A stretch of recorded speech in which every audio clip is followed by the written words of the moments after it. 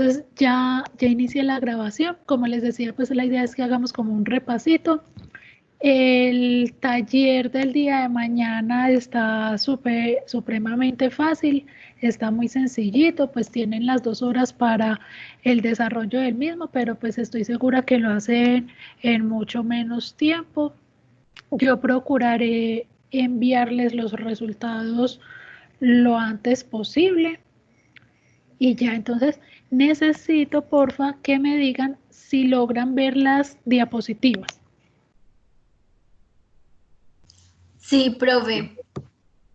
Listo, entonces así como hicimos la semana pasada, pues yo traté de resumir lo más que pude, como las enfermedades, si bien no son todas, sí pueden ser un poquito las enfermedades más comunes que en nuestro medio podemos encontrar en los equinos y en los porcinos.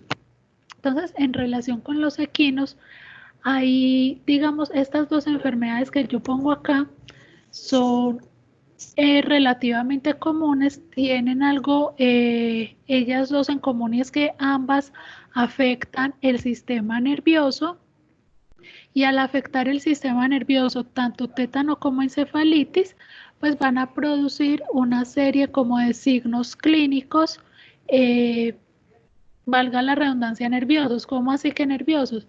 Pues que el animal va a estar como incoordinando, que el animal va a estar un poco atáxico. Cuando decimos atáxico es que su movilización no va a ser normal, puede estar como perdido, o si ustedes ven ahí la imagen, el animal, sus facciones se encuentran un poco rígidas, puede entonces haber rigidez en diferentes partes del cuerpo, especialmente en los miembros anteriores y posteriores. Entonces, acá como que lo importante es que estas 2 enfermedades tienen en común que ambas, tanto el tétano como la encefalitis, me van a generar una serie de signología nerviosa. ¿Qué más es importante acá en relación con el tétano?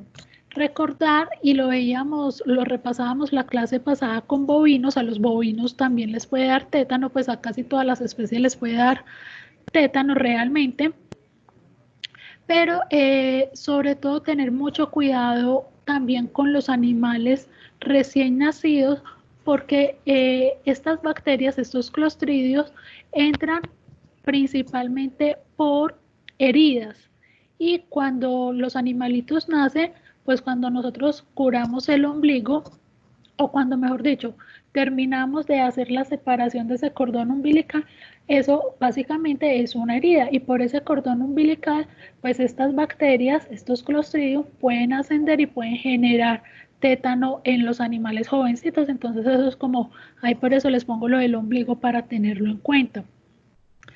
¿Qué más es importante en relación con el tétano? Los caballos, digamos, sí son la especie como más susceptible de padecer esta patología, más que los bovinos, más que los cerdos, más que cualquier otra especie, menos nosotros, que también somos bastante susceptibles a tener esta patología. Entonces, es una patología que se hacen vacunaciones, digamos que en la infancia, y también lo que se recomienda es que si el animal sufre de alguna lesión, por ejemplo, grande, sobre todo con material que pueda llegar a estar muy contaminado y demás, pues ponerle la vacuna antitetánica inmediatamente. Lo mismo si el animal por alguna razón va a ser sometido a alguna cirugía, como en las cirugías pues van a tener heridas, y estas heridas pues se pueden contaminar muy fácilmente. Lo ideal también es ponerle la vacuna antitetánica para evitar. Entonces, digamos que en relación con el tétano, eso es como lo más representativo. ¿Qué pasa con la encefalitis? ¿O cuál es la importancia de la encefalitis equina venezolana? La encefalitis no se da en todo el territorio nacional, realmente. Es una enfermedad que está muy localizada en algunas zonas que están por debajo de los 1.400 o debajo de los 1.500 metros sobre el nivel del mar. ¿Y por qué es una enfermedad que está como tan limitada a estas áreas geográficas? Básicamente porque es una enfermedad que me la va a transmitir los mosquitos. Y los mosquitos pues proliferan mucho más fácilmente cuando hay altas temperaturas, cuando hay humedades relativas altas, y estas condiciones se cumplen más fácilmente en aquellas zonas donde su altitud es inferior, en aquellas zonas más cálidas. Entonces, digamos que por eso es que esta patología tiene como unos lugares geográficos de predilección, como puede ser como el Bajo Cauca, la zona del Urabá, la zona del Magdalena Medio, todas estas zonas que están como, o esos municipios que están como a nivel, no a nivel de mar, pero sí a muy baja altitud. ¿Qué más es importante con la encefalitis equina venezolana? Bueno, y voy a aprovechar y lo voy a anotar aquí y ahorita que se las envíe eh, para que no se les olvide. Es una enfermedad que a nosotros también nos puede afectar. Es una enfermedad que en nosotros pues no es una enfermedad mortal, pero se nos puede generar pues cierta signología o sintomatología, que no seamos o que tengamos también unas dificultades como en la visión, que estemos como muy deprimidos, no psicológicamente, sino como en nuestro estado de que no queremos hacer como nada porque no tengamos las fuerzas o por no tener las fuerzas para hacerlo. Entonces también es una enfermedad pues que nos afecta a nosotros.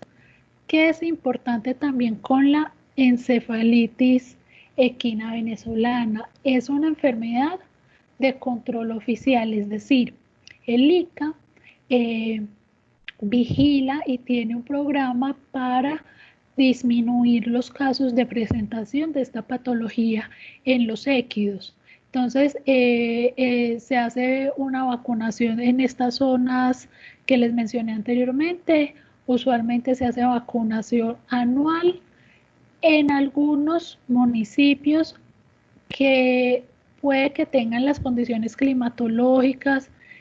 En algunos municipios se ha reportado que es de muy baja presentación y en esos municipios algunas veces el ICA ha autorizado que la vacunación no se haga anual, sino cada 2 años, pero por lo general es una vacunación anual. Les pongo eso del bianual porque hay algunas excepciones, pero muy, muy puntuales.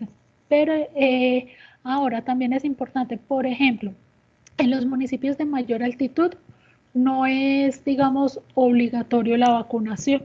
Entonces eso también como tenerlo en cuenta. ¿Y por qué es de control oficial? Sobre todo porque los equinos pues se movilizan muy fácilmente, sobre todo cuando van a haber competencias y demás.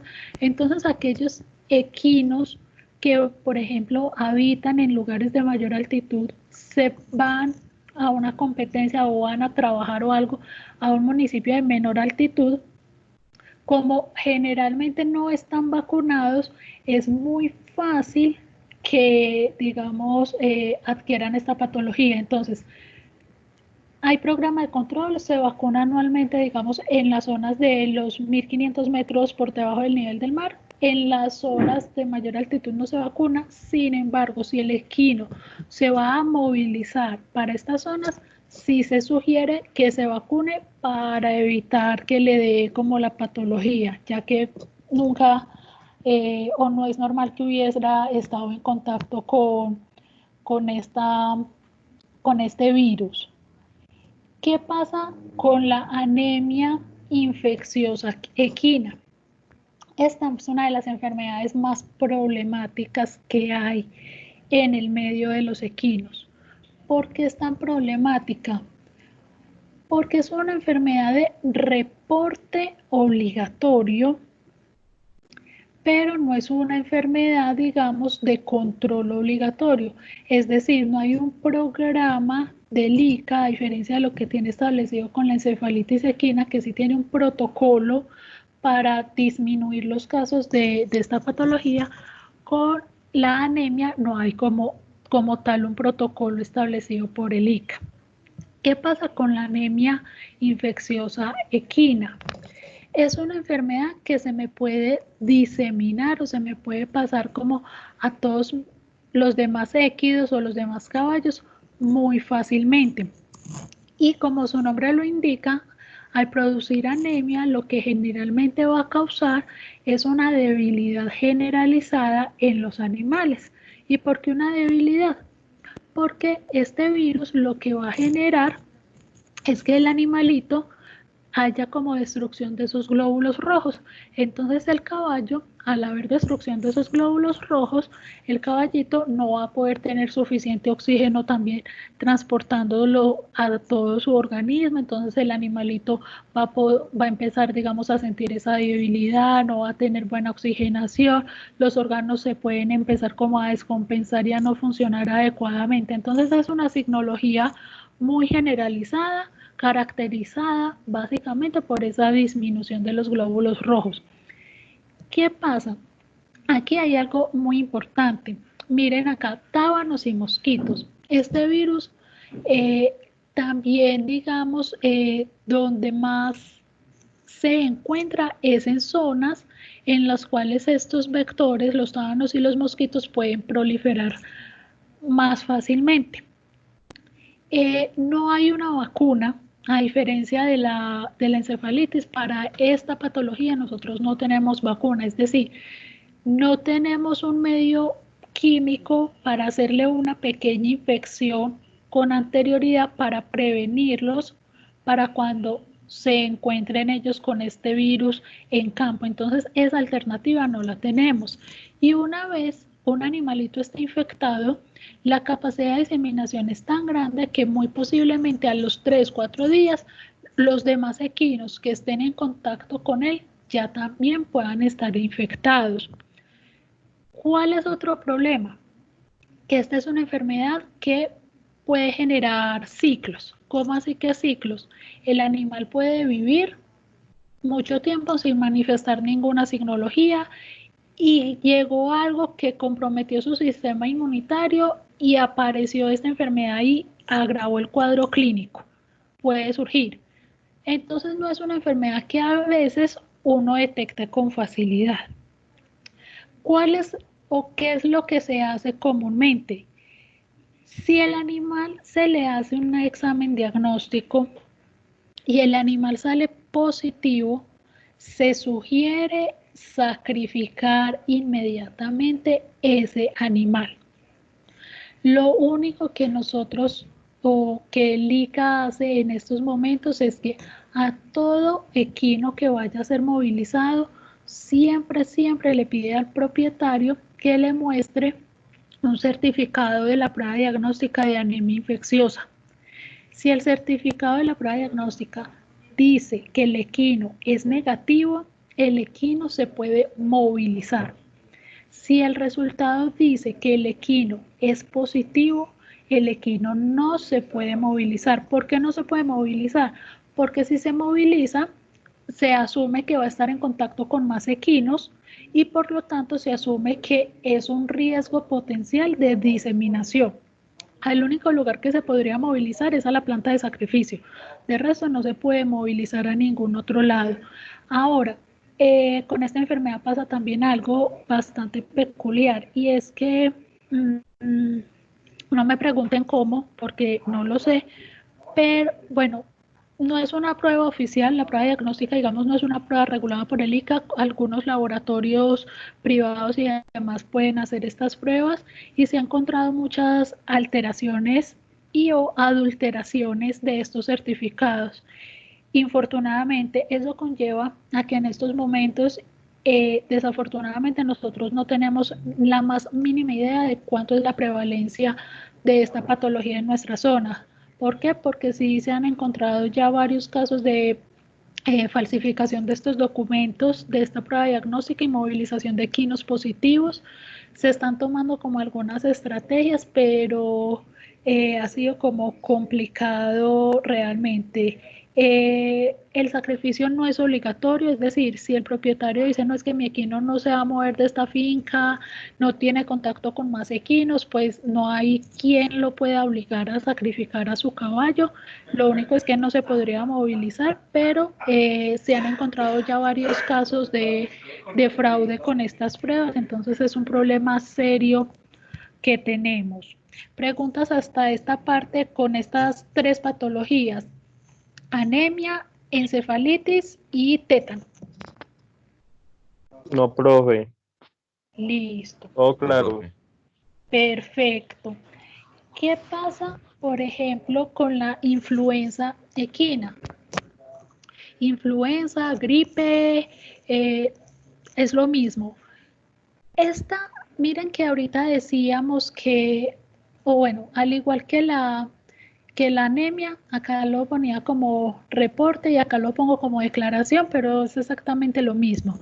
Si conocemos a un animal que salga positivo para influenza, debemos de notificarlo, ¿sí?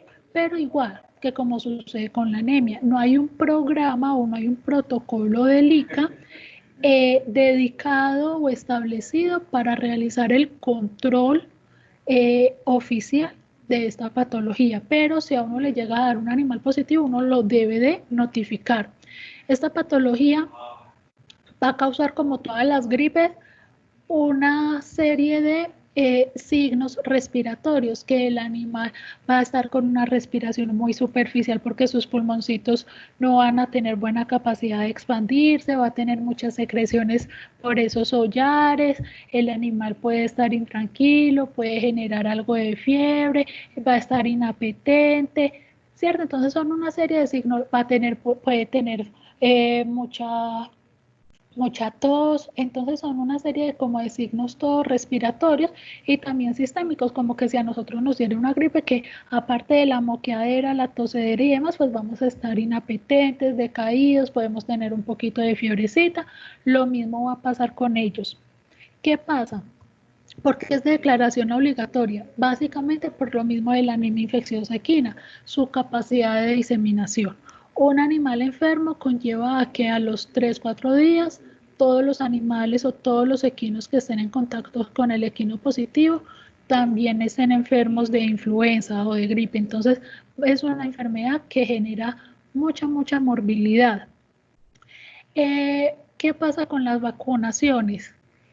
¿Hay vacunas para la influenza? Sí hay vacunas, a diferencia de la anemia, esta enfermedad sí tiene vacuna, no es una vacuna obligatoria, no está entre los planes como estandarizados de vacunación que uno ponga esta vacuna a todos los equinos. Sin embargo, si el equino va a ser movilizado para participar en alguna competencia o en algún evento, sí se exige colocar esta vacuna con una anterioridad mínimo de 15 días antes del evento para poder que el equino desarrolle su sistema inmunitario frente a esta patología. Entonces, no es obligatorio la vacunación, a menos que se vaya a movilizar a un equino para un lugar donde vaya a compartir con muchos más congéneres para evitar la diseminación de esta enfermedad. Entonces, esas digamos son como las enfermedades un poquito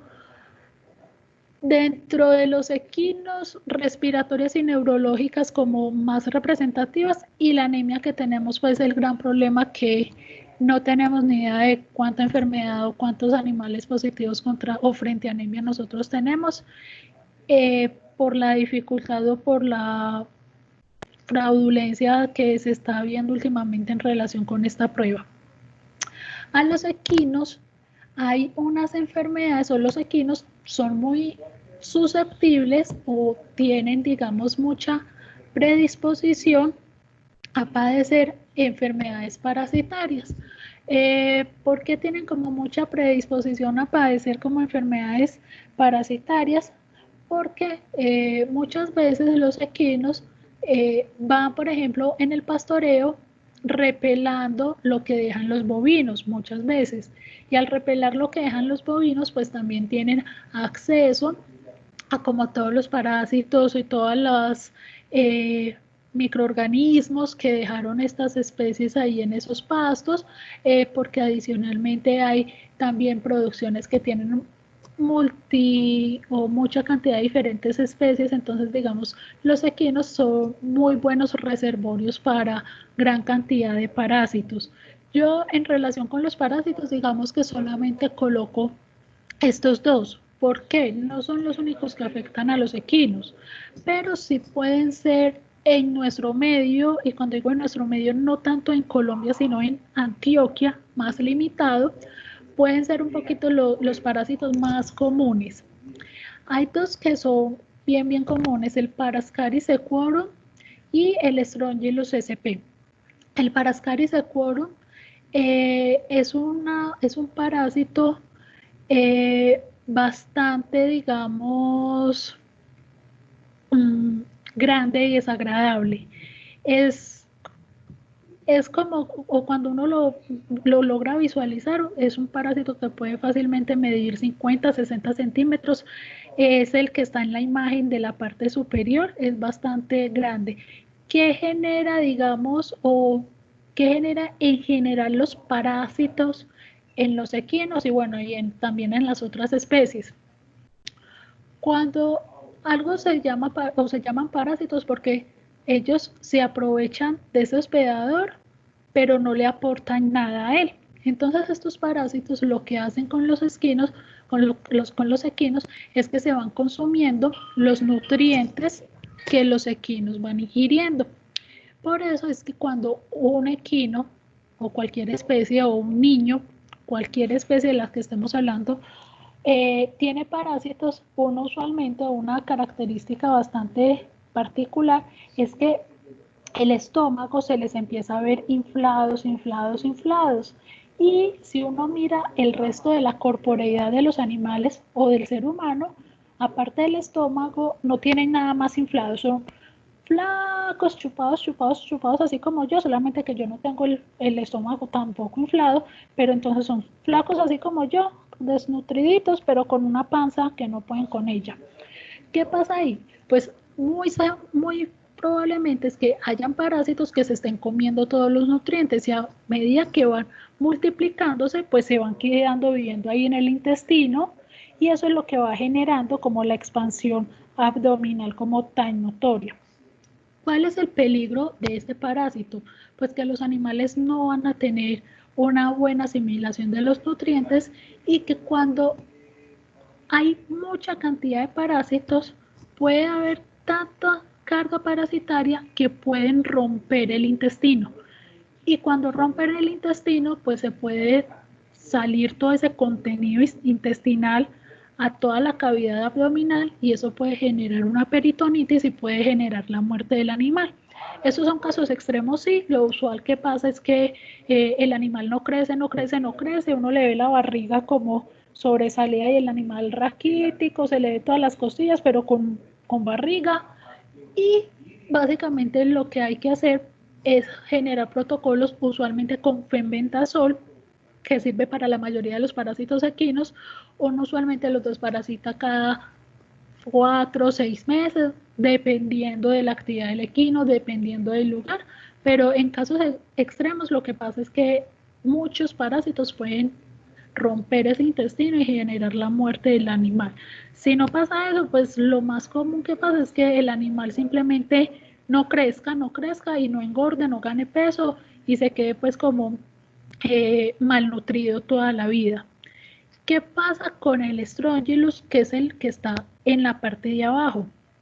A diferencia del Parascaris, el Strongylus es un parásito muy pequeñito, Y usualmente, a diferencia también del Parascaris, el Strongylus no se ubica tanto, o digamos que aparte de ubicarse en el intestino, también se ubica en otros lados. ¿En qué lado se ubica también este parásito? En las arterias. Entonces, cuando se ubica en el intestino, este parásito pues también va a generar o se va a aprovechar de esos nutrientes, se va a consumir a los nutrientes y va a generar alteraciones gastrointestinales y va a evitar que el animal gane peso, va a evitar que el animal pues se ponga bonito porque como no absorbe nutrientes, ese pelaje va a estar feo, se le va a estar cayendo, el animal pues va a estar flaco y demás. Pero adicionalmente, como este parásito es tan chiquitico y también se puede ir por las arterias, eso lo que va a hacer es que cuando se va por las arterias, pues también él se va a seguir alimentando, y se va a seguir alimentando ¿de qué? De esos globulitos rojos. Entonces, como se me va a alimentar de esos globulitos rojos, va a generar una anemia en esos caballitos. Y al generar anemia, pues el animal no va a querer hacer el ejercicio, el animal va a estar decaído, el animal va a tener como una gran predisposición a no hacer nada. Entonces, digamos, estos comportamientos son bastante usuales también con este parásito, y no solamente con el virus de la anemia infecciosa equina.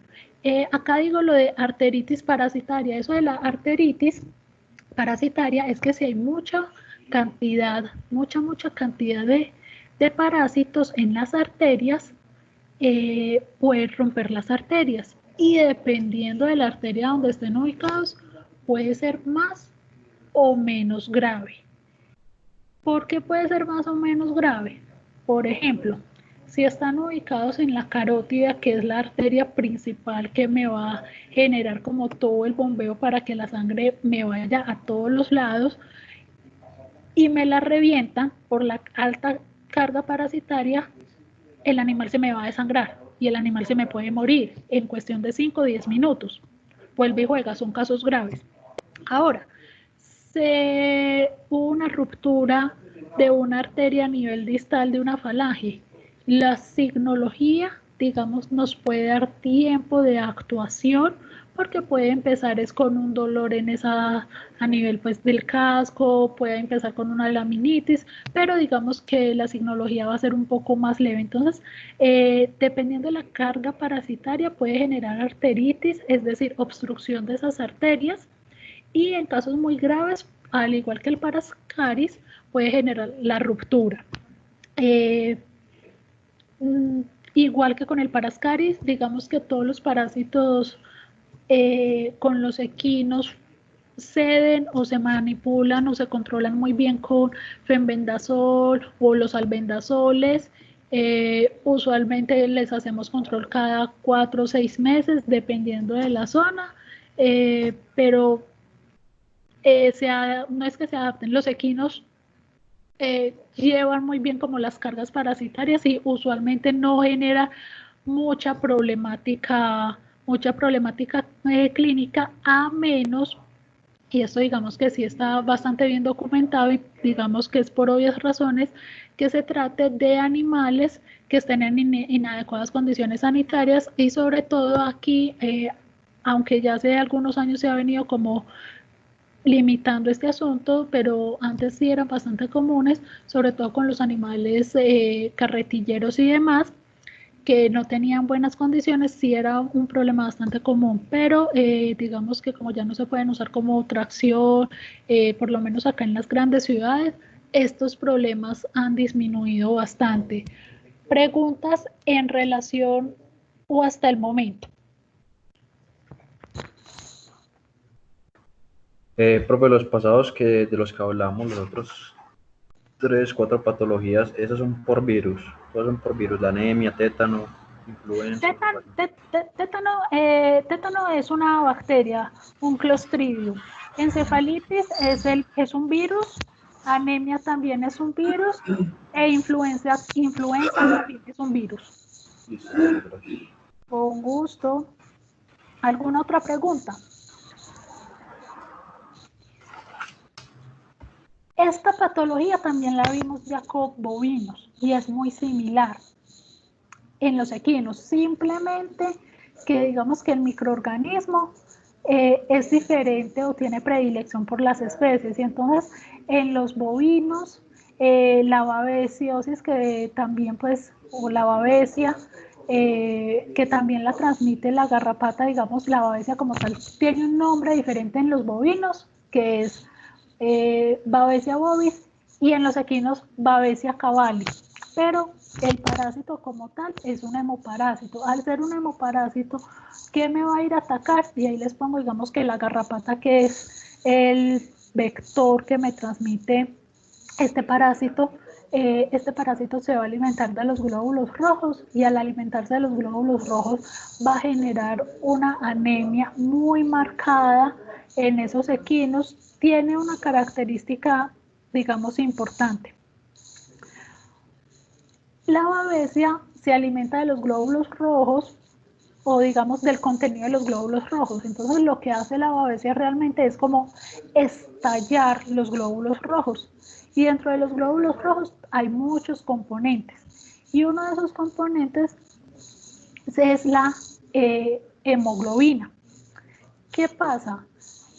Como ella básicamente lo que hace es como estallarme esos globulitos rojos y al liberarme como esa hemoglobina, eso es lo que le va a dar como la coloración amarillosa a todas las mucosas. Entonces el animal va a estar decaído, inapetente, sin ganas de hacer nada. Si uno le hace un recuento de glóbulos rojos van a estar muy bajitos, pero adicionalmente, por ejemplo, si revisamos la mucosa ocular, la mucosa de la boquita, la mucosa vulvar o la mucosa prepucial o la mucosa anal, todas estas mucosas las vamos a ver muy amarillas por, digamos, toda la liberación de esa hemoglobina que se va a distribuir a los diferentes tejidos. Es una enfermedad que, al igual que como veíamos con los equinos, con los bovinos, sí tiene tratamiento. Por la especie, digamos que aunque en los dos se llame babesia, pero el microorganismo es como bastante definido a cada una de las especies, entonces es muy raro que la babesia de la bovino me afecte al equino y es muy raro que la babesia del equino me afecte al bovino, son bastante como específicos, pero producen exactamente la misma signología. Pueden estos animales inclusive generar mucho cólico. Esto de cuando tienen babesiosis son animales que pueden generar bastante cólico también. ¿Por qué? Por esa disminución como de la irrigación en la zona intestinal. Entonces eso va a generar también como esas alteraciones gastrointestinales que me puedan generar los cólicos en los caballos. Y si me generan cólico en los caballos, pues digamos que es un factor de riesgo adicional que pueda generar o para generar un desenlace fatal, aunque la mortalidad por estas patologías realmente es muy bajita. Pero si les da cólico y hay que llevarlo, digamos, a cirugía, me puede incrementar el riesgo de muerte. Es como eso ahí tenerlo presente. Esas fueron como las enfermedades más comunes que nosotros vimos con equinos. Preguntas hasta el momento. No, profe. Listo. No, profe. Perfecto. Entonces, ya vamos a ver, o traté de resumir también un poquito las enfermedades de los porcinos, las que ustedes nos compartieron. Entonces yo aquí lo que traté de hacer fue como condensar un poquito todas las presentaciones de ustedes. ¿Qué pasa? Hay unas enfermedades en los porcinos que me van a afectar principalmente el tracto reproductivo. Y dentro de esas enfermedades que me afectan, digamos, principalmente el tracto reproductivo, pues destacamos como a dos, la parvovirosis y el síndrome respiratorio y reproductivo porcino. ¿Qué pasa con la parvovirosis? Es un virus, tiene una importancia y es que es un virus muy resistente. Y al ser un virus tan resistente y a las condiciones medioambientales, eso genera que si yo lo tengo en granja, sea un virus que pueda permanecer muchísimo tiempo en mi granja, entonces me puede afectar a muchas cerdas en muchos, digamos, en muchas gestaciones que esa cerda pueda llegar a tener. Entonces es un poco como las complicaciones en relación con el manejo. Este virus tiene una capacidad, o digamos que su factor principal es ir y atacar a los lechoncitos en el útero de esas cerditas. Y dependiendo de la fase de la gestación en la cual la cerdita esté, lo que va a generar son diferentes procesos. Si la cerdita está en una fase muy temprana de su gestación, él lo que va a hacer es va a destruir todo ese feto o todo ese embrión y digamos que esos embrioncitos se van a reabsorber y nosotros lo que vamos a visualizar es que esas cerditas van a repetir muchos celos y no van a quedar gestantes y entonces se los repite y repite y no es que no hayan quedado inseminadas, es que en el transcurso, digamos, del desarrollo embrionario, pues esos embrioncitos se reabsorbieron, entonces la cerda vuelve a entrar como a su ciclo estral, pero retardado. Entonces nosotros lo que vamos a ver es como un retraso de esos ciclos, de ese ciclo reproductivo de la cerda, pero no vamos a ver como visualmente que salga el embrión ni nada, simplemente se reabsorbe y la cerda vuelve a entrar digamos, a su ciclo estral. ¿Qué pasa si, digamos, este virus ataca a las cerditas ya en una etapa un poco más avanzada de la gestación?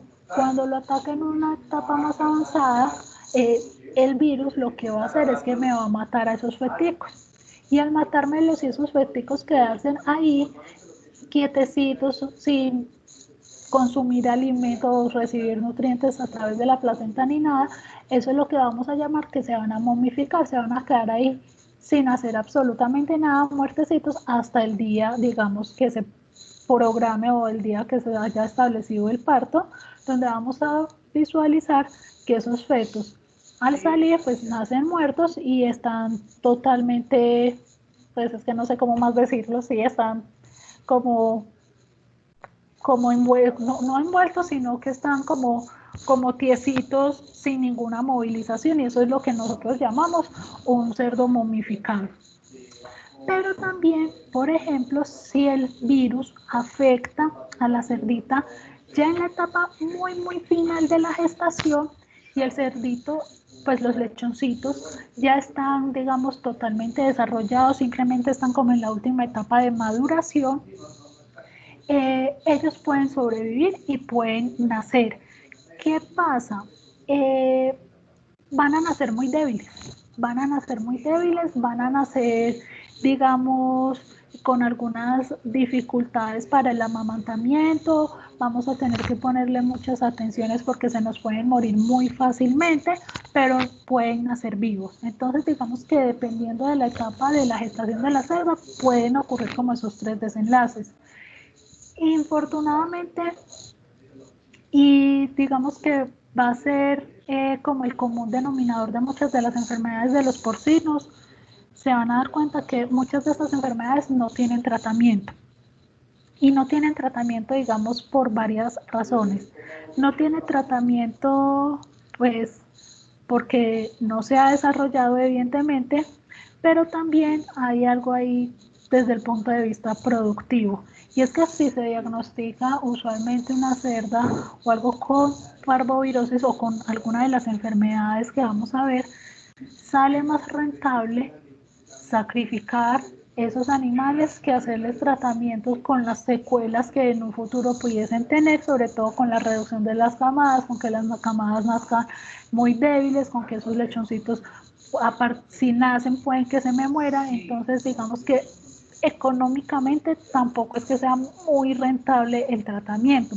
Que si tiene y que si se hace, si tiene vacunación, y lo que se hace es generalmente vacunar a las hembras antes, digamos que antes de llegar, digamos, a su primera gestación y adicionalmente antes del parto, ya cuando los animalitos o luego del día 70, usualmente se hacen unas vacunaciones que vuelvo y digo, recuerden que la vacunación es el microorganismo que va a generar una infección muy controlada y esa infección controlada le va a generar también a los lechoncitos poder ir defendiéndose si no han adquirido pues esta patología para poder afrontarlo. Entonces, usualmente sí se hace vacunación, pero no tiene pues como ningún tratamiento. ¿Cuál es otra enfermedad que nos afecta muchísimo en nuestras producciones? Bueno, ahorita se los comento. el síndrome reproductivo y respiratorio. El síndrome reproductivo y respiratorio, acá en la imagen, digamos, del cerdito en la parte inferior izquierda, ven que hay como, está el cerdito y muestran la materia fecal, muestran como la orina, muestran como la boquita, muestran también la naricita y esas, digamos, y muestran también como la glándula mamaria. ¿Qué pasa? Ese virus, miren que por todas esas rutas puede salir.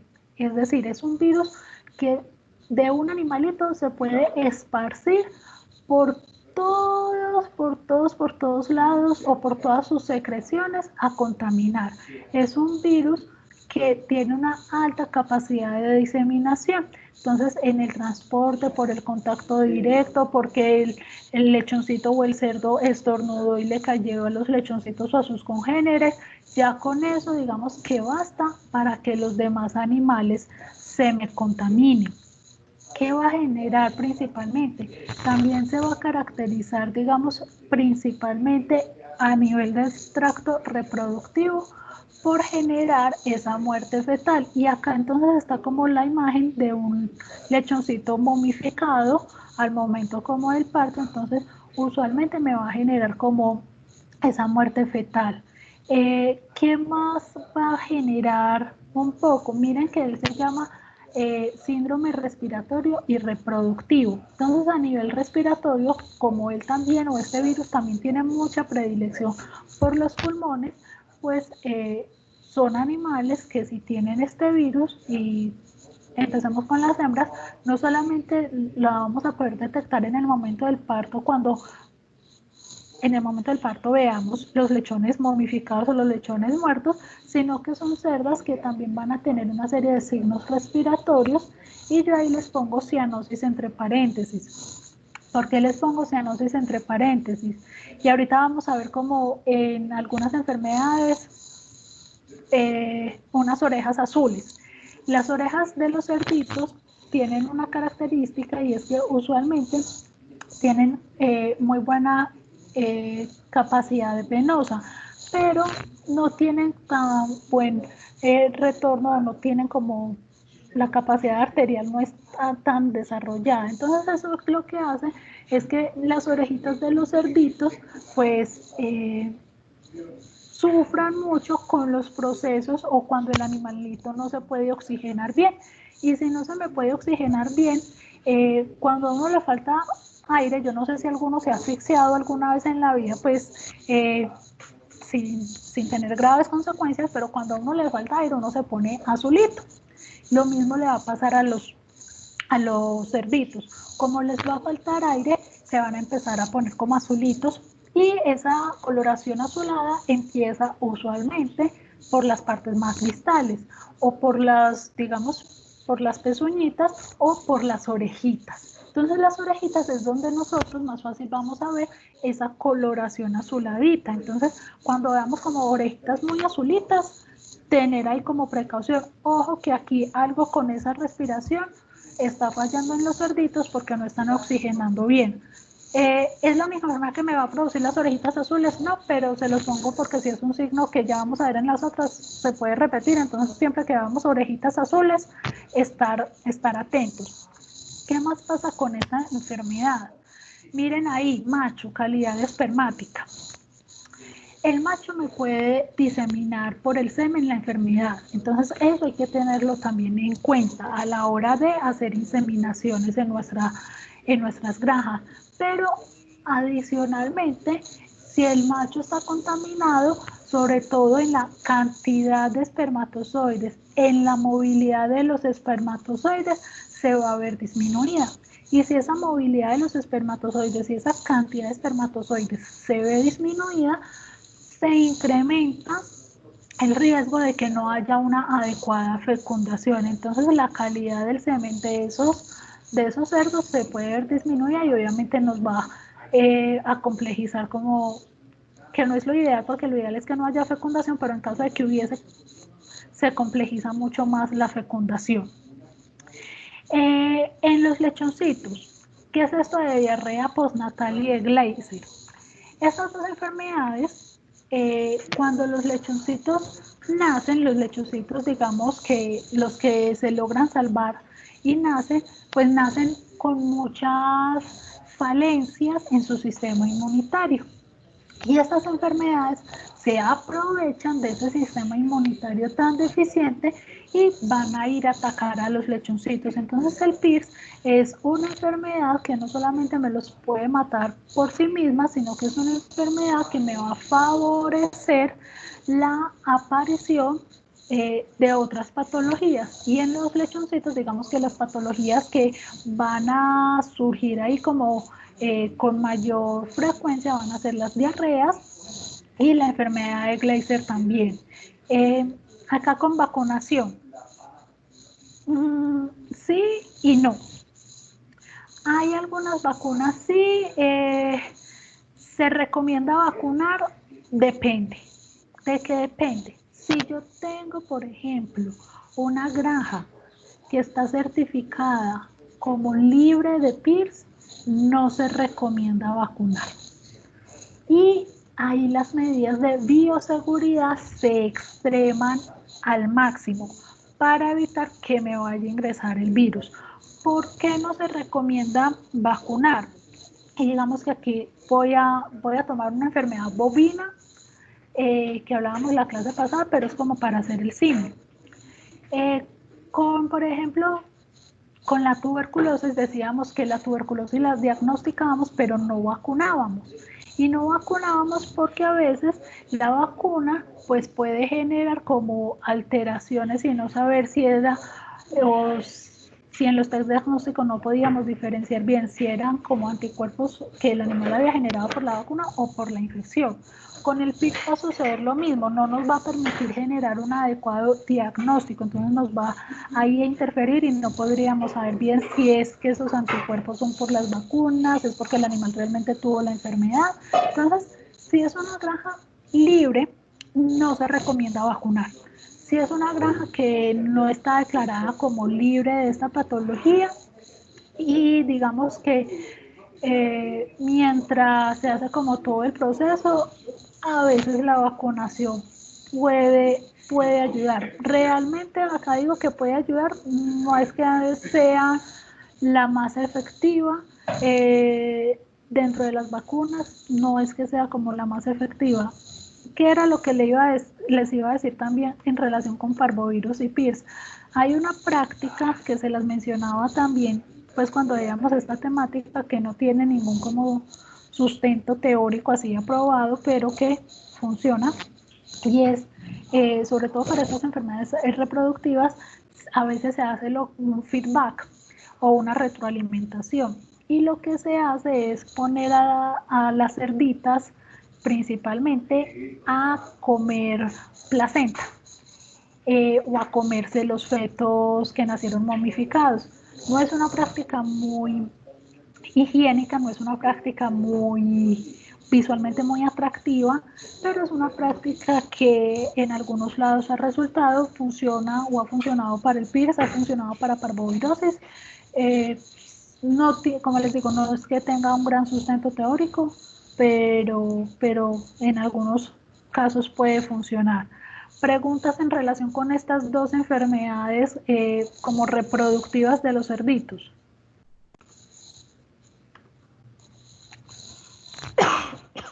Vamos bien. Listo. Sí, profe. Perfecto. Entonces, ¿qué pasa? Esta enfermedad yo digo que es nerviosa esquelética, la enfermedad de Gleiser.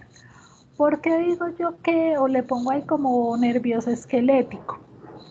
Realmente lo que hace la enfermedad de Gleiser, que es una bacteria, ella lo que hace es que me va a afectar como todas las capas cerosas, que son capas que recubren al sistema nervioso, el sistema musculoesquelético, el sistema gastrointestinal, pues la serosa cubre muchos órganos, entonces ella lo que me va a generar es como un ataque a todas estas capitas, principalmente a las capitas serosas el aparato musculoesquelético y el aparato y del sistema nervioso.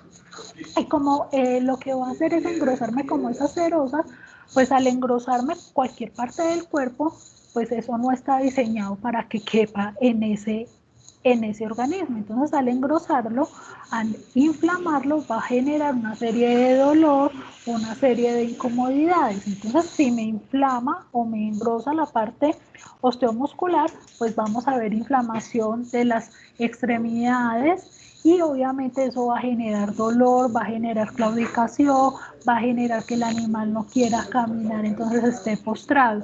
Si me genera como una inflamación de las serosas en el sistema nervioso central, va a generar una serie de signología nerviosa, pues el animal va a estar desorientado, el animalito se puede pegar con los muros, el animalito va a estar desubicado. Entonces por eso es que decimos que genera como signología principalmente musculoesquelética, pero también nerviosa, pero depende de, digamos, esta bacteria donde se sitúe.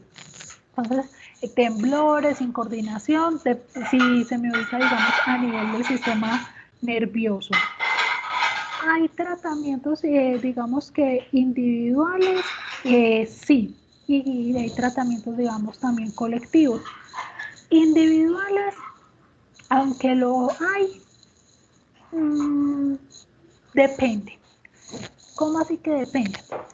Si vemos que es, digamos, sobre todo una afectación nerviosa, los antibióticos que nosotros tenemos no son muy buenos atravesando o llegando al sistema nervioso central, entonces a veces no es como tan rentable realmente hacer esos tratamientos.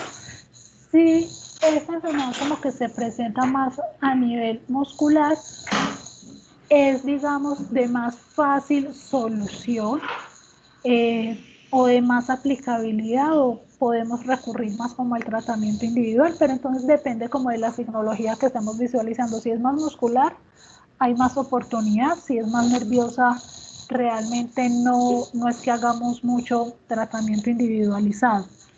¿Qué se hace a veces? Un poco, lo que se hace a veces es como un tratamiento grupal. Con estos tratamientos grupales hay que ser muy cuidadosos y que no solamente lo hacemos para Gleiser, lo hacemos para muchas enfermedades. ¿Por qué hay que ser muy cuidadosos? Porque lo que hacemos muchas veces es darles antibióticos en el concentrado o en el agua para evitar la proliferación. ¿Qué pasa con eso? Si no lo hacemos con un adecuado manejo y asesoramiento médico veterinario, y ahí sí necesitamos de la compañía y el asesoramiento veterinario principalmente, en lugar de prevenir las enfermedades, podemos estar generando una serie de resistencia de todos estos microorganismos absolutamente abismal. Entonces, hacer estas prácticas, sí, no, hay que tener una muy buena asesoría, digamos que si solamente hay uno o dos animales, porque esta enfermedad no es que tenga una alta diseminación, entonces digamos que es fácil aislar a los pacientes que la estén padeciendo, es mejor aislarlos. Yo no soy tan partidaria como el tratamiento masivo, por lo menos para esta patología, sobre todo por eso, porque uno las resistencias no las ve de manera inmediata, pero uno sí las puede observar en el transcurso de 7, 8 camadas más adelante, es decir, 2 o 3 años adelante, uno sí puede empezar a ver como toda esta parte de la resistencia. Entonces, la enfermedad de Gleiser nerviosa esquelética, dependiendo de dónde a esta bacteria le dé por localizarse, importante, se me escapaba, importante de esta bacteria. Es una bacteria oportunista. ¿Cómo así que oportunista? Lo veíamos ahorita con PIRS. Ella realmente va a llegar a generar daño en los, principalmente afecta a los lechoncitos, pero ella va a llegar como daños en esos lechoncitos cuando los lechoncitos tienen unos problemas en su sistema inmunitario muy severos. ¿Por qué? Porque ella usualmente permanece o vive con ellos, es decir, si uno le hace un lavado nasal, porque ella vive en las fosas nasales y en todo el tracto respiratorio, si uno le hace lavados nasofaringeos o algo así a los lechoncitos, va a salir con seguridad. Entonces, es una bacteria que vive normal, que solamente, digamos, se aprovecha cuando los lechoncitos están enfermos por otras causas o su sistema inmunitario está muy débil por otras causas. Entonces, es una enfermedad como oportunista. Preguntas con Glazer.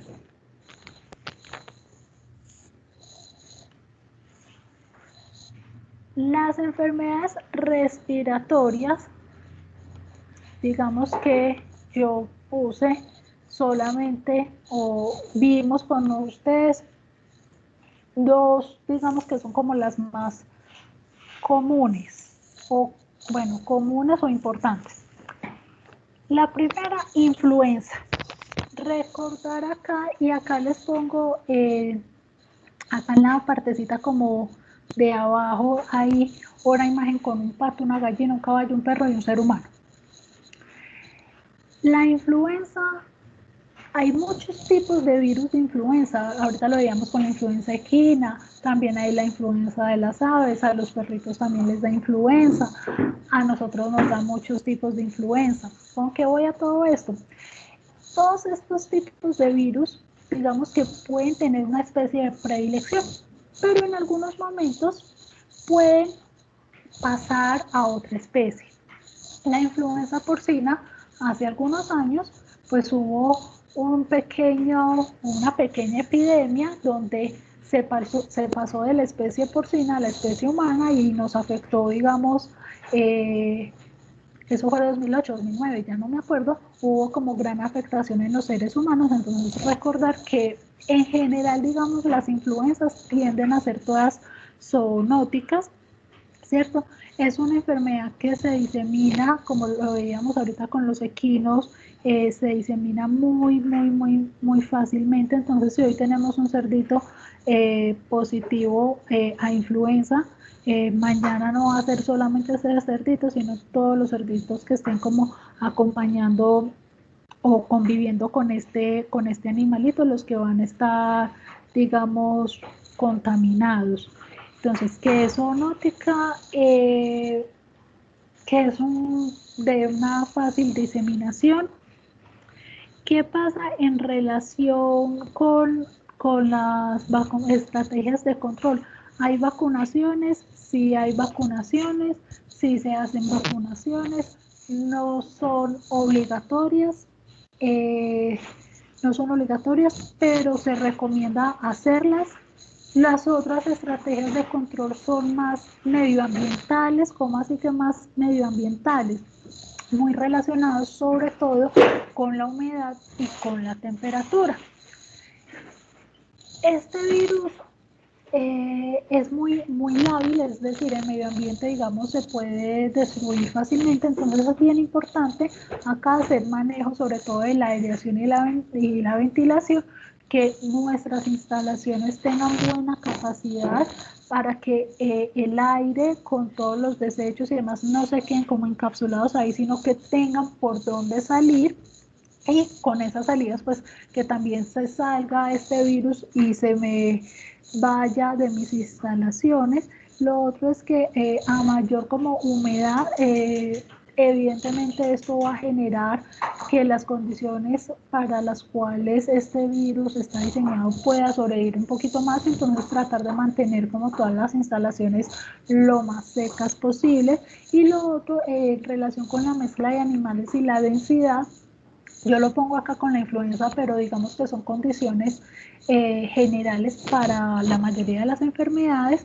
Si mezclamos animales grandes que ya han tenido mucho contacto con infinidad de microorganismos, con animales pequeñitos que no han tenido el mismo contacto con todos esos microorganismos, pues es muy fácilmente que esos animales grandes me vayan a contaminar a mis animales pequeñitos. Entonces procurar no mezclar como animales grandes con animales pequeñitos. ¿Y qué pasa con la densidad?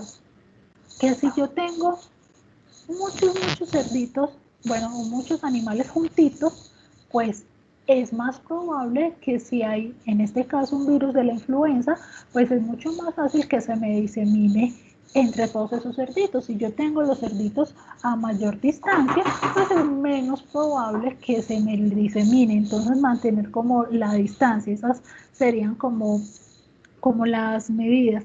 Y digamos que cuando una granja se declara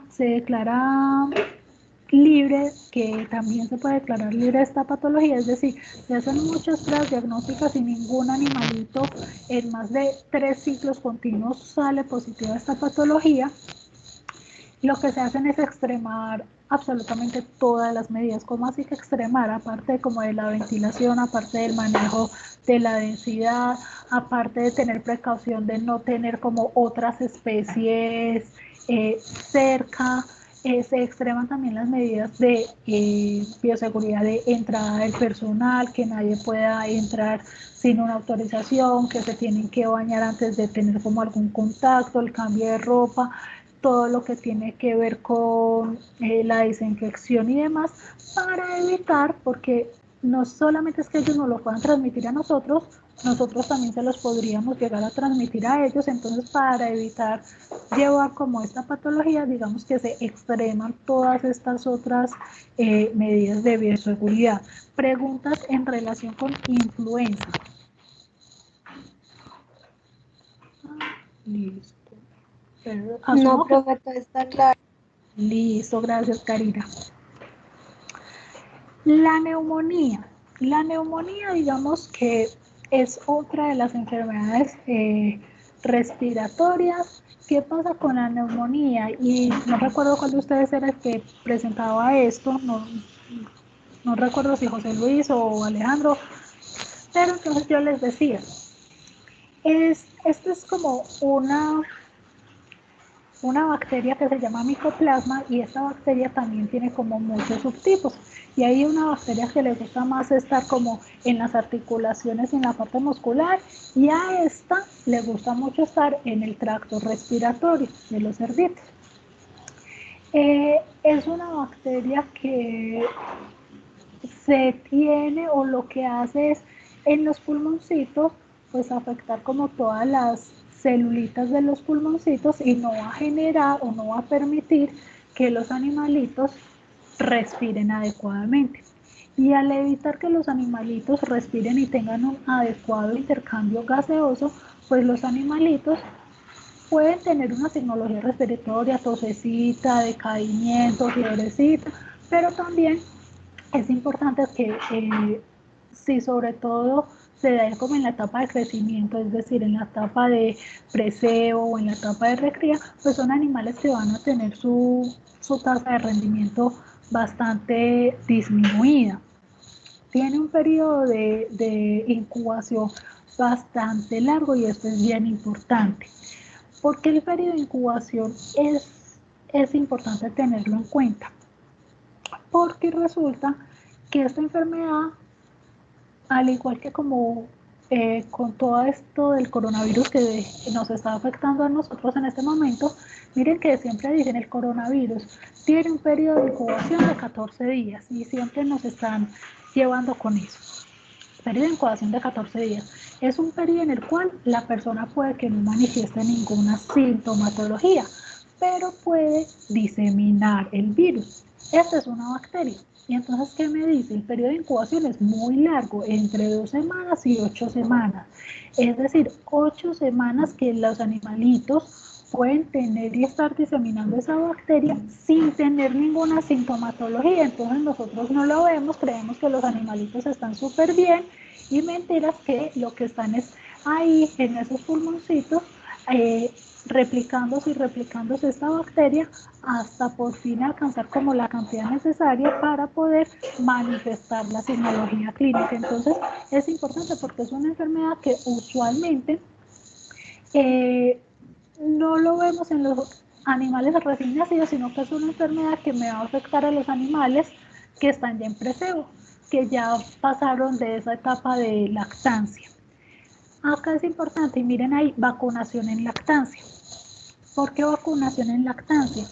Usualmente los animalitos cuando están consumiendo la lechita o el calostro, la leche materna, pues ahí les va pasando algunos anticuerpos y están ahí como medio defendidos de muchos microorganismos. Entonces, durante esa lactancia, lo que nosotros hacemos es ponerle la vacuna, generarles esa microinfección, cosa que cuando pasen al precebo, que es, digamos, donde se vendría a ver en términos generales la mayor cantidad de esta patología, pues que esos animalitos ya hayan reconocido este microorganismo y logren combatirlo aceleradamente o de una manera mejor. Entonces, si se hace vacunación, igual, no es una vacunación obligatoria, es una vacunación opcional, cada propietario decide si sí o si no. ¿Qué otras medidas? Vuelve y juega, sobre todo evitar el contacto de animales adultos con animales jóvenes y sobre todo la ventilación y la humedad son como los 3 factores primordiales para todas estas enfermedades respiratorias. Esas son, digamos, como las 2 enfermedades como de mayor interés respiratorio que veíamos en los cerditos.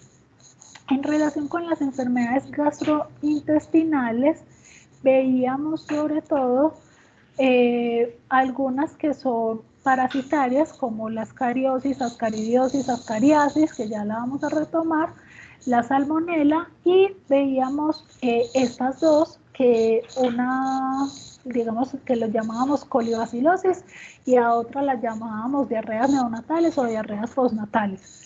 ¿Qué pasa con las diarreas neonatales y la colibacilosis? Básicamente, estas 2 patologías son causadas por E. coli, por una bacteria que se llama E. coli. Es una bacteria que nos genera muchos problemas porque es una bacteria que también está normalmente en todas las instalaciones, es una bacteria que usualmente pertenece también como a la flora gastrointestinal de ellos, de nosotros, entonces es una bacteria que está ahí acompañándonos.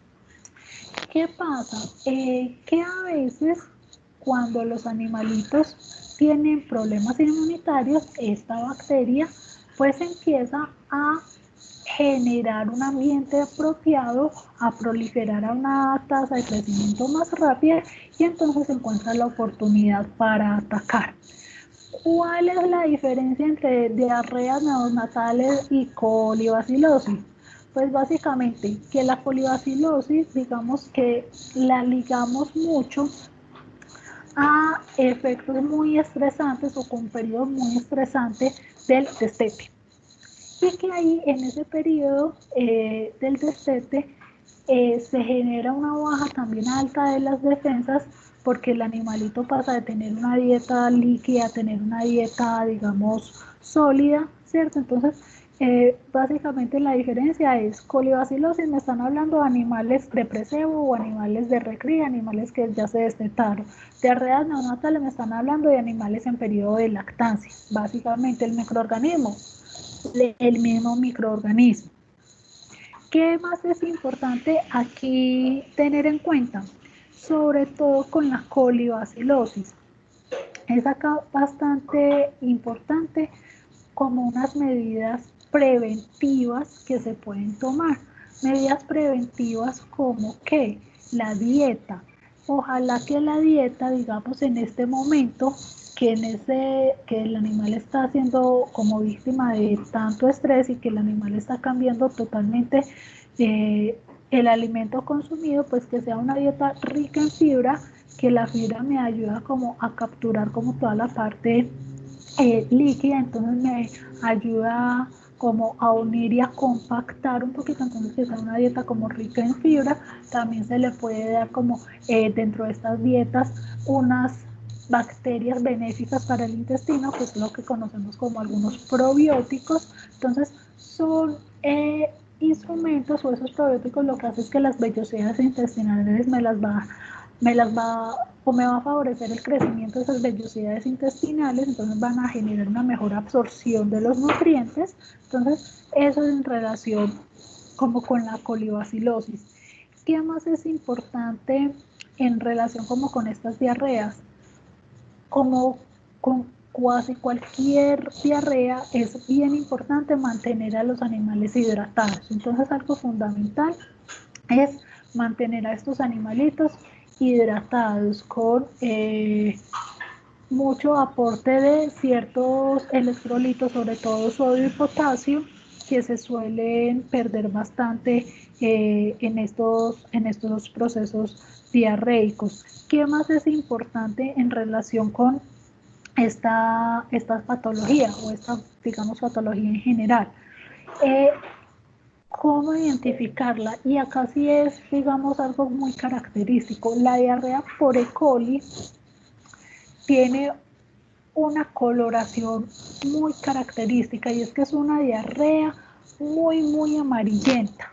Entonces, para uno reconocerla es bastante como útil aprender a diferenciar los tonos de la materia fecal de los cerdos. Entonces, muy amarillenta, también puede ser muy grasosita, entonces, y muy líquida, no es como tan pastosita, como tan grumosita o esponjosita, sino que es más bien como, sí, liquidita, chorreadita, muy amarillosa. Entonces hay que aprender como a ver como esos colores. Esto de la microbiota es lo que yo les decía, sobre todo los probióticos para que me favorezcan como el crecimiento de esas vellosidades intestinales y me favorezcan la absorción. Es una de las medidas que utilizamos nosotros para como tratar de controlar estas infecciones por E. coli. Todas las medidas de bioseguridad, vuelve y juega, la limpieza a profundidad de esos corrales donde estén nuestros animales, control de la humedad, control de la aireación. Y aquí, por ejemplo, es bien importante esto de la vacunación de hembras y lechones y muy ligado con esto de la inmunidad pasiva. ¿Por qué hembras y lechones? De las hembras antes del periodo o antes de la aparición, porque cuando vacunamos a las hembras, sobre todo en esas diarreas neonatales o postnatales, pues la hembra me le puede transferir tanto por placenta como por la lechita y el calostro anticuerpos y disminuir la tasa de presentación, porque con esos anticuerpos podemos defender un poco a nuestros recién naciditos. ¿Y por qué vacunación a los lechones? Y digamos, a los lechones, luego de la pues usualmente la lactancia dura 21 días, usualmente dura 3 semanitas y unos días más, casi las 4 semanas. Es que alrededor de antes de que se suspenda, digamos, la lactancia o antes de generar el destete, generar una vacunación a estos lechones. ¿Con qué propósito? Con el propósito de que como sabemos que en este periodo crítico que es destete y que el animalito va a sufrir un estrés, pues sabemos que él tiene la E. coli, pero lo que queremos es que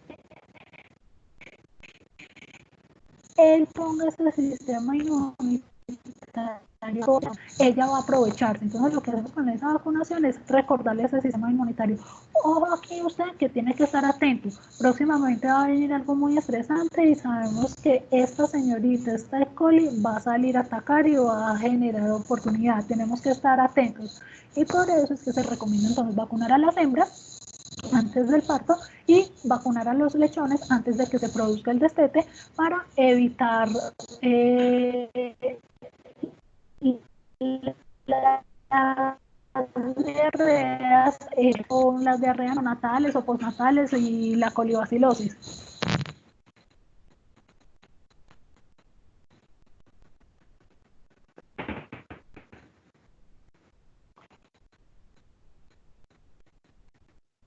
Profe, no.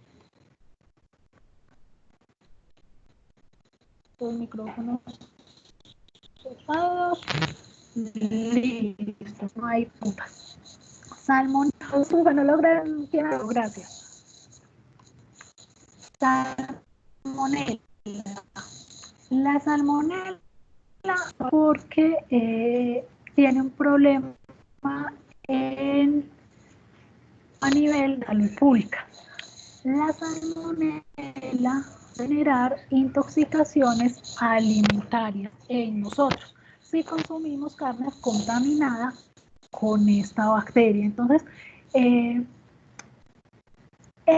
es una bacteria que, miren el dibujito de acá de arriba en la parte derecha, y acá entonces está que los piensos o el concentrado, que las botas, que infectado, y acá hay unas imágenes de un perro, de un pato, no alcanzo a ver qué es este otro animal acá, de muchos animalitos. Miren, con todo eso es que la salmonela es una bacteria que a nuestros cerditos les puede llegar por todos lados. Los otros animales también son reservorios de salmonela. Nosotros podemos tener salmonela y llevársela a ellos. En el concentrado puede venir contaminado con salmonela. Entonces la salmonela es de las bacterias que pueden llegar a nuestros cerditos muy fácilmente. ¿Qué pasa? La salmonela, digamos que hay dos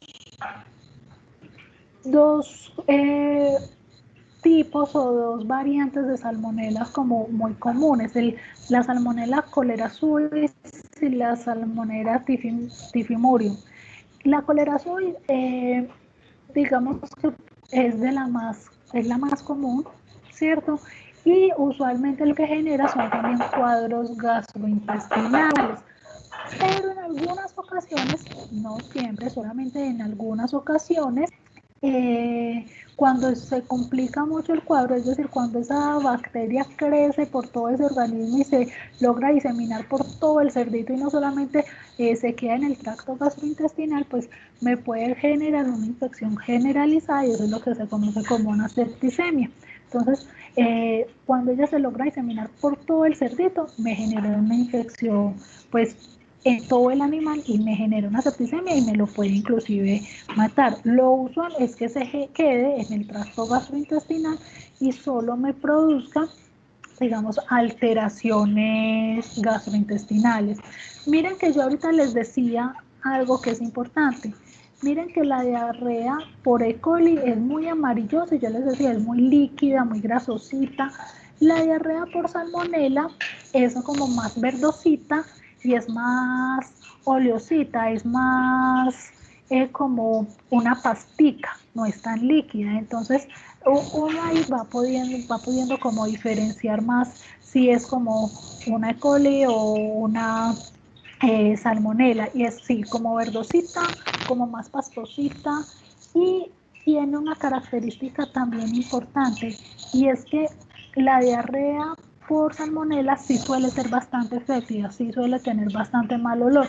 La diarrea por E. coli no tiene un olor tan desagradable. Como los animales van a estar, digamos que todo lo que van consumiendo no lo van a estar absorbiendo de una adecuada manera, entonces no van a estar alimentándose o nutriéndose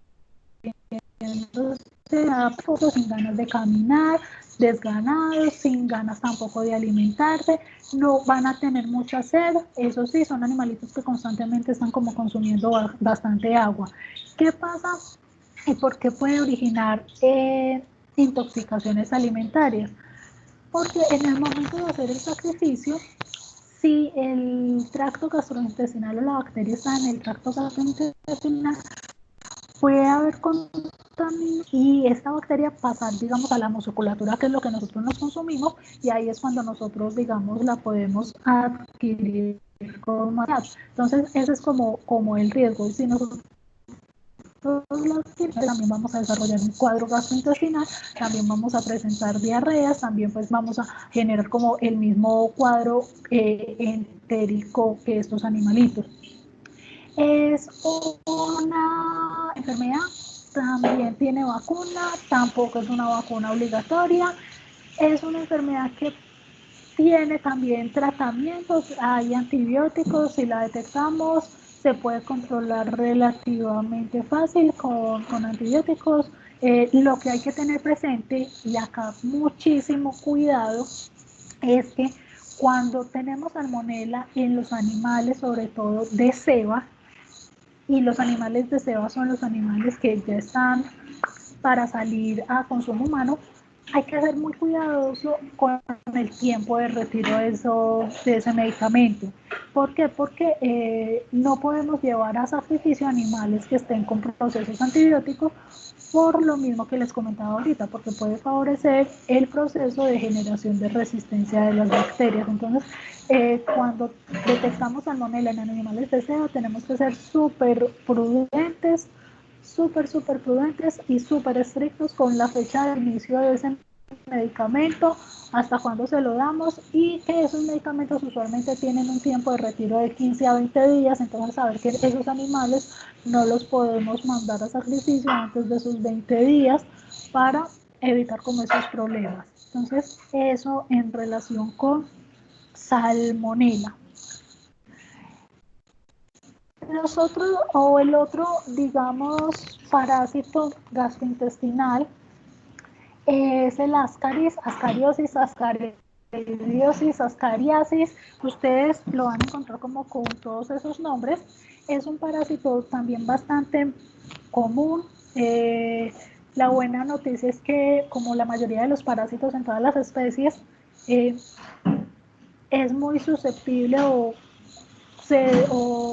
se controla muy bien con desparasitantes como el fenbendazol o el albendazol. Entonces no es como nuestro mayor enemigo. ¿Qué pasa? Lo mismo que pasaba, por ejemplo, con el Parascaris equorum en los equinos. O este parásito lo que va a hacer es evitar que nuestros cerditos se alimenten bien.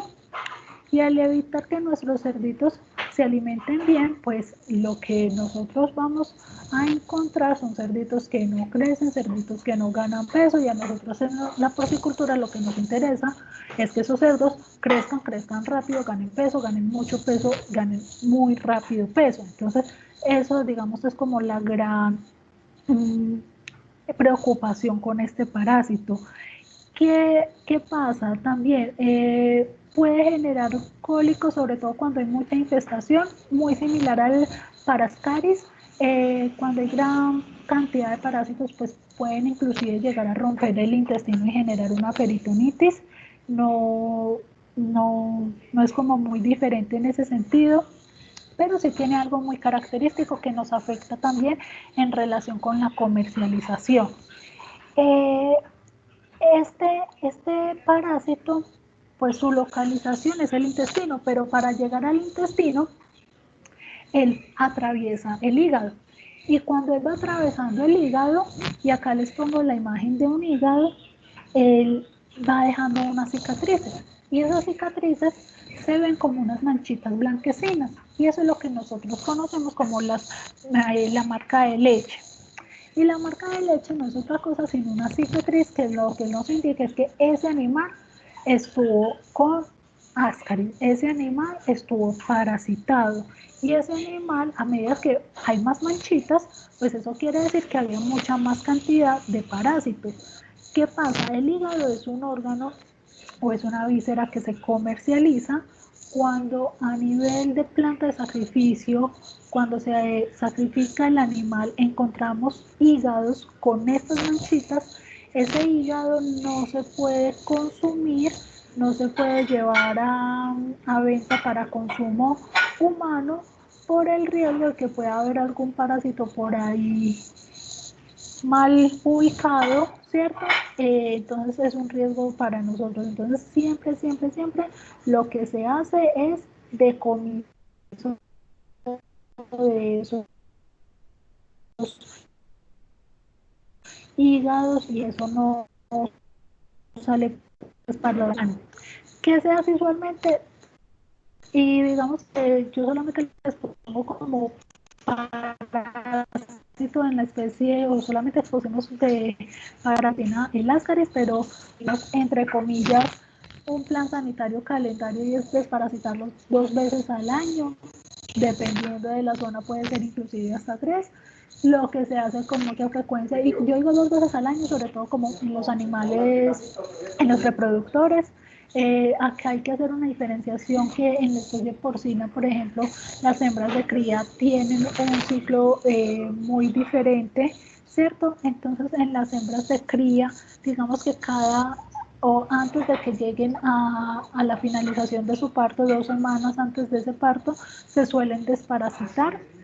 Y con los animales que van para sacrificio, que simplemente se están cebando, es decir, que no se tienen como para la reproducción como tal, lo que se hace, uy niños, espérenme que yo acá, uy, qué pena, ya. Lo que se hace es, por ejemplo, al finalizar el precebo, se desparasita para garantizar que lleguen al proceso de cebo, digamos, en óptimas condiciones. ¿Qué pasó del cebo, del levante, de precebo a levante y el levante pasó a ceba? Entonces, que en la ceba se quede, digamos, cuando termine el proceso de levante, se vuelve a desparasitar. ¿Por qué?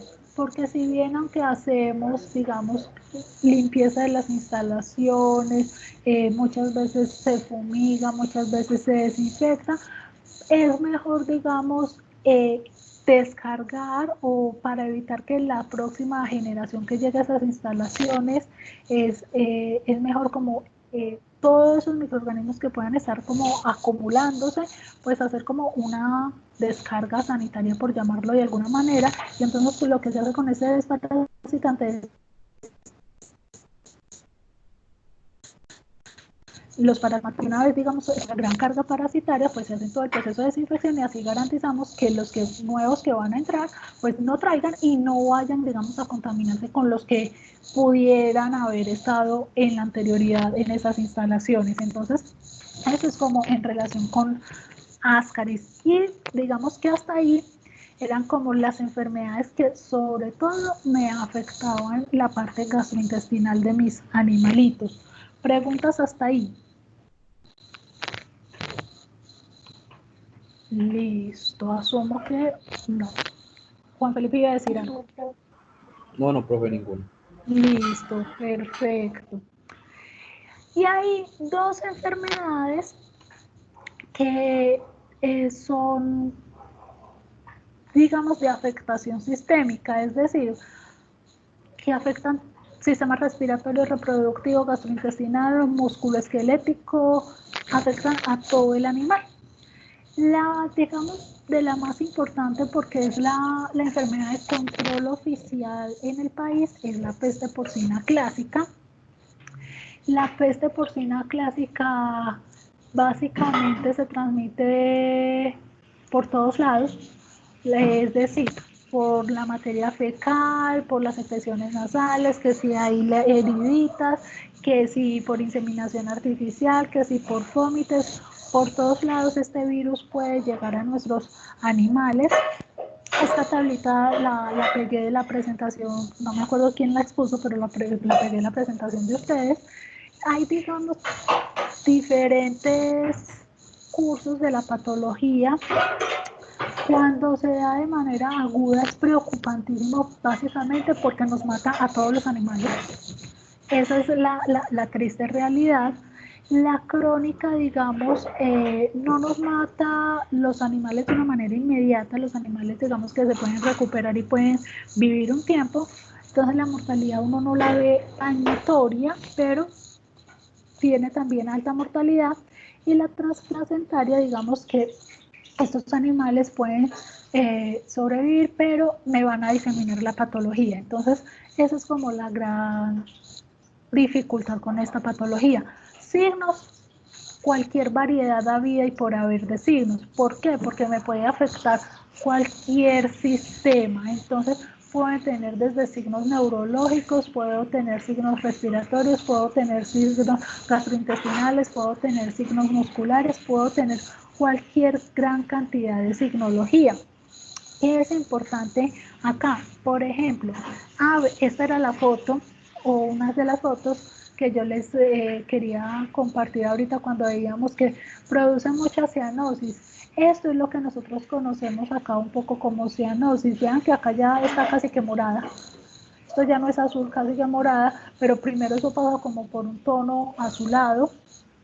Por acá podemos ver que son los jamones como muy enrojecidos, pueden haber estos del intestino que tiene como muchas manchitas de sangre, esto es la tráquea que también tiene como muchas lesiones como con sangrecita, este es un animal que no puede caminar, esta es una cerda que ya está llevada, entonces cantidad de signos lo más variado, es la enfermedad de control obligatorio que tenemos acá, delica. ¿Hay vacunación? Sí y no. ¿Cómo así que hay vacunación? Sí y no. Sí hay vacunación en gran parte del territorio colombiano, no hay vacunación en algunos lugares, por ejemplo en Antioquia nosotros no vacunamos, nosotros lo que hacemos es colocarle unas chapeticas que los identifica eh, para poder hacerle seguimiento como animales no vacunados porque están en una zona libre de peste porcina clásica, entonces eso es como ahí bien importante tenerlo presente. Pero en la mayoría del territorio, pues o en otras regiones sí se vacunan, en algunas, sobre todo en municipios que limitan con otros departamentos de Antioquia, se hace una vacunación, pero por ejemplo en la zona norte, que es como nuestra gran producción porcícola, no se genera como esta vacunación. ¿Qué es importante acá también? Eh, yo ahorita les decía, esta enfermedad me llega por cualquier lado. Entonces, acá fundamental sobre todo es el sacrificio. Un animal positivo me va a enfermar a todos los animales. Se tienen que sacrificar todos los cerdos en las 24 horas luego de que se confirme la presencia de la enfermedad para evitar la diseminación de esta patología. Entonces, todos los animales son sacrificados. Lo otro que es importante, la eliminación de cadáveres, dependiendo, digamos, obviamente de las condiciones y de los lugares, pues no es una patología, digamos, que se recomiende mucho generar incineración y demás, sobre todo se recomienda si hay que sacrificarlos en la granja y demás, hacer como el enterramiento para evitar que como las pequeñas esporas o que este microorganismo logre viajar por el aire. Entonces no se recomienda mucho hacer como esa incineración.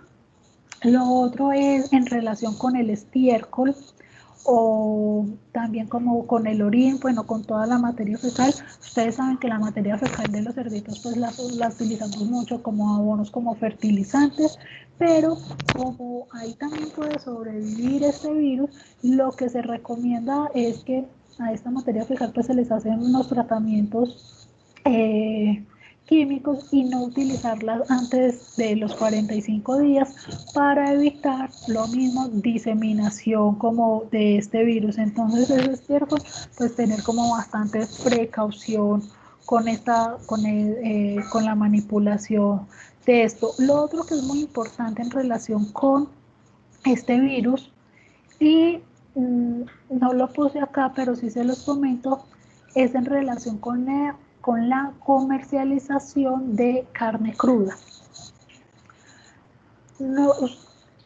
Los cerdos no se pueden alimentar con aguamasa por ley. No está permitido, aunque se hace, yo sé que se hace, pero por ley no está permitido hacerlo. Y eso tiene, digamos, su origen en la peste porcina clásica. En la guamasa usualmente van todos los residuos alimentarios y usualmente pues van que los ñerbitos también de carne, que lo que no se va a cocinar o la pedacito de grasa de la carne que no quieren como freír ni nada, eso también vaya para su aguamasa. ¿Y quién se va a comer eso? Los cerditos. Este virus puede vivir en esas carnes crudas hasta 12 meses, es decir, puede sobrevivir un año. Entonces, si nosotros vamos y le damos esa aguamasa y resulta que en esa carne cruda iba el virus, ¿qué hicimos? Metimos las patas hasta el fondo y diseminamos la enfermedad en toda la granja. Entonces, en relación con la carne cruda, eso, digamos, no lo tengo ahí puesto, pero sino que me acordé en este momento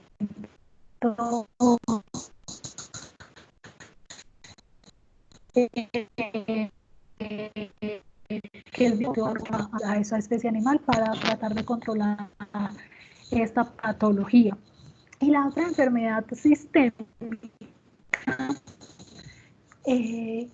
también, digamos, afectación un poco para la salud pública es la erisipela. Bueno, acá es importante, la peste porcina clásica no es zoonótica, no nos va a afectar a nosotros, solamente afecta a los cerditos. Esa enfermedad no tiene, digamos, ninguna otra especie, no afecta a los bovinos, no afecta a nadie más, solamente a los cerditos. Pero, por ejemplo, la erisipela, Una pregunta. dímelo.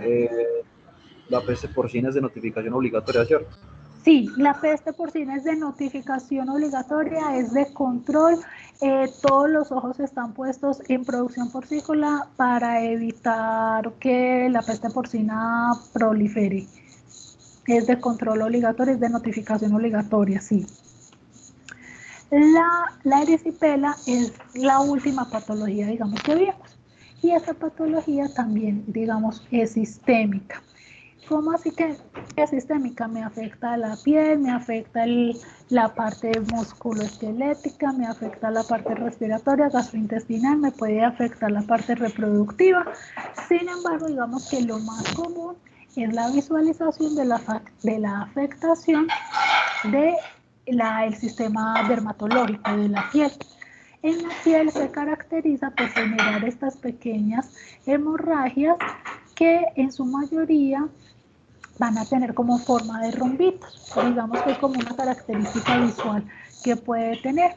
Acá yo les pongo una imagen donde hay una articulación y básicamente lo que yo les quiero mostrar acá es que esta articulación está muy inflamada, entonces ahí es cuando vemos que en los animales se van a inflamar las articulaciones y son animales cojitos también, digamos que son como los más representativos.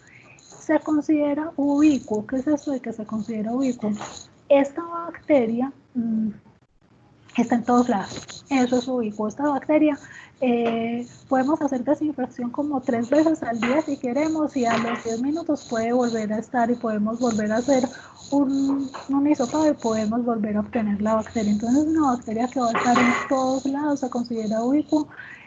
No es una bacteria, digamos, que me vaya a generar una patología de manera inicial, es decir, es como también una oportunista para que ella ataque, tiene que haber o tiene que el animal estar como enfermito de otras cosas para ella aprovechar y proliferar. Es una enfermedad que a nosotros nos puede atacar. Esta es una enfermedad zoonótica. Es una enfermedad que por ser zoonótica, pues lo que va a generar también es que esa carne o esa canal no se vaya a comercializar, entonces genera también pérdidas económicas por ese decomiso de esas canales. Digamos que acá yo les coloco como un resumencito. Es una enfermedad que me va a causar abortos, pero tiene una diferencia como a las otras enfermedades que veíamos al principio como PIRS y como parvovirus. Miren que PIRS y parvovirus me afectaban como a los feticos directamente. Esta enfermedad lo que va a causar es que me va a generar fiebre muy elevada en la cerda y la fiebre es lo que me va a generar el aborto, porque la fiebre entonces es un sistema o un mecanismo de defensa que dice, ojo que aquí hay muchos intrusos y efectivamente los fetos son unos intrusos en esa mamá, entonces ella va a activar, la fiebre va a activar una serie de celulitas para que vayan y me destruyan todos los intrusos y entonces el aborto va a ser originado es básicamente por esta fiebre. Cuando en la erisipela se da como de forma muy rápida, lo que nosotros vamos a ver es que los animalitos se nos van a morir. Y los animalitos cuando decimos que hay shock séptico, es básicamente que se me infectaron todos, se me generó una septicemia, así como por ejemplo lo hablábamos ahorita, el animalito o que lo decíamos por ejemplo con salmonela, que no se me queda en el tracto gastrointestinal, sino que me contamina todo el animalito. Como esta bacteria me puede contaminar todo el animalito si hay mucha cantidad y de forma muy rápida, entonces me va a generar esa septicemia, esa enfermedad generalizada y el animalito se me va a morir muy rápido. Lo otro es lo que yo les decía también, artritis, es decir, esos animalitos van a tener mucha dificultad para su movilización, son animalitos que van a tener mucho dolor. Lo otro es que vamos a tener como muchas inflamaciones urogenitales y esto es sobre todo, aunque dice que es raro, en las hembras a veces no sé qué tanto que sea raro o subdiagnosticado. ¿Por qué? Porque puede generar inflamación del tracto como urogenital y sobre todo de la parte de la vejiga. Y las hembras, digamos que en términos generales en todas las especies, somos más susceptibles de padecer cistitis, inflamación de esa vejiga. Entonces, uno sí puede ver un poco que las cerdas pueden tener o empezar a manifestar ciertas incomodidades al orinar, cierto incremento en la frecuencia urinaria, pero orinando ya poquiticos. No sé qué tanto es que sea raro o más bien que pase subdiagnosticado porque es difícil que logremos visualizarlo con una revisión como todos los animales, esta parte como de la afectación urinaria, pero lo puede generar. ¿Qué se hace? Usualmente esta enfermedad sí tiene tratamiento antibiótico. Se hace, los animales se pueden recuperar, tienen 2 segunditos, ya. Los animales se pueden recuperar sin ningún problema, pero lo que usualmente se hace no es tanto tratamiento, sino prevención. Hay vacunaciones, igual no es una vacuna obligatoria, lo que se sugiere básicamente, al igual digamos que lo veíamos simplemente que como que cada enfermedad maneja sus términos propios, pero lo que uno hace usualmente es como con todos los reproductores, vacunarlos 2 veces al año y vacunar a ver, simplemente un segundito. Qué pena con ustedes, pero no puedo controlar esto. Ahora sí, ya. Lo que uno hace usualmente es vacunar como a los reproductores 2 veces por año y luego de la línea o cuando el animal ya está en el proceso de levante, básicamente es antes de salir como a comercialización, se vacuna a los 35 y luego a los algunos dicen que 2 semanas después, otros dicen que cuando llegue a los 45 o 50 kilogramos, entonces son diferencias de criterios, pero tienden a estar como bastante similares. Entonces uno lo que hace es eso, vacunar a los animales en levante y vacunar como a todos los productores 2 veces al año. El tratamiento sí está, pero como la mayoría de las enfermedades porcinas, el que esté en algunas enfermedades no implica que se haga con mucha frecuencia. Digamos, yo sé que fue un repasito, pues fue más largo, pero creo que pues porque eran muchas enfermedades. Yo aquí les voy a mandar, pues no es obligatorio que lo hagan. Les acabo de enviar un enlace bueno, les acabo de enviar un enlace, ahora sí les voy a enviar un enlace con una actividad. Es una actividad que es como una ruleta, entonces en algunos van a escuchar a esta hermosa voz diciéndoles algunas características de las patologías y ustedes colocan a qué patología yo hago referencia, en otras les aparecen como una imagen con alguna descripción de la patología y colocan también como a qué patología es que yo hago referencia. Preguntas, dudas, inquietudes en relación con enfermedades bovinas, equinas, porcinas. No, profe. Listo, chicos. Yo ya les voy a mandar, digamos, esta presentación al correo. Yo ya ahorita pues termino aquí la grabación, espero a que me cargue el video y les mando los enlaces y les mando la presentación de repaso del día de hoy. El parcial de mañana está demasiado sencillo, pues obviamente tienen las 2 horas. para que lo hagan, pero yo sé que lo hacen por ahí en media hora, 40 minutos. No recuerdo cuántas preguntas dicen, pero no son muchas. Y yo creo que con los capacitos que hicimos, pues están bien para presentarlo. Entonces, pues yo no les puse como parcial, sino como taller. Pues sí, obviamente tienen como las 2 horas y obviamente, pues yo no voy a estar, digamos, como conectada así como con la cámara, pero voy a estar como con el celular así a la mano y voy a estar pues conectada por si en el chat tienen alguna inquietud o algo que me puedan preguntar, no habría pues como ningún inconveniente. Preguntas, dudas. Profe, eso lo de No, profe. EducaPlay, lo que nos acaba de enviar, pues es solamente de repaso o también va a tener alguna nota o... Bueno, entonces, la idea, digamos que como con las actividades de repaso que hemos hecho, yo a todos les puse como nota, ojalá lo hagan y obviamente si lo hacen, ustedes saben que en esas actividades la última vez que lo hacen es la vez que siempre, digamos, me va a aparecer a mí el puntaje mayor y la idea pues es que si lo hacen y obtienen el 5, pues yo creo que un 5 a nadie en seguimiento le caería mal, entonces pues háganlos para poder que tengan un 5 ahí adicional en seguimiento, que eso a nadie le sobra. Claro, ¿y hasta cuándo hay plazo de hacerlo? No, pues si quieren lo hacen entre hoy y mañana, no hay pues problema por eso. Profe, estoy perdida, ¿de qué están hablando? ¿De qué estamos hablando? Que les acabo de enviar un enlace de Cami con una actividad de repasito de estas enfermedades que acabamos de ver.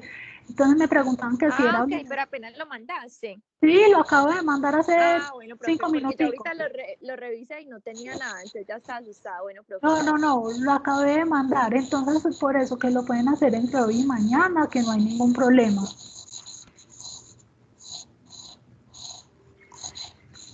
Listo. Voy entonces, si no hay preguntas, voy entonces a dejarla de grabar y quedo entonces atenta por si les surgen dudas, inquietudes. Ustedes saben que no tengo problema pues en contestarles a la hora que me escriban. Yo trato de estar como muy pendiente de todos ustedes. Niños, lo que sí es, les voy a pedir un favor y no solamente conmigo, sino con todos los docentes. ¿Y por qué? Porque es como el mecanismo que nosotros tenemos para poder saber en qué estamos fallando y poder mirar como qué estrategias podemos utilizar nosotros para mejorar, que nos hagan a todos los docentes la evaluación. Yo no sé cómo presentan, digamos, yo sé que así como en las otras instituciones, me imagino que al final del semestre a nosotros nos dirá, pues, en qué aspectos estuvimos bien y en qué aspectos tenemos que mejorar. Esto es bien importante, como les digo, porque si no nos dice en qué estamos fallando, pues uno no sabe en qué está fallando y puede seguir cometiendo los errores. Entonces evalúennos a todos los docentes, por favor. Y ya. Listo, profe. Listo, pues niños. Entonces, muchas gracias. Muchísimas gracias.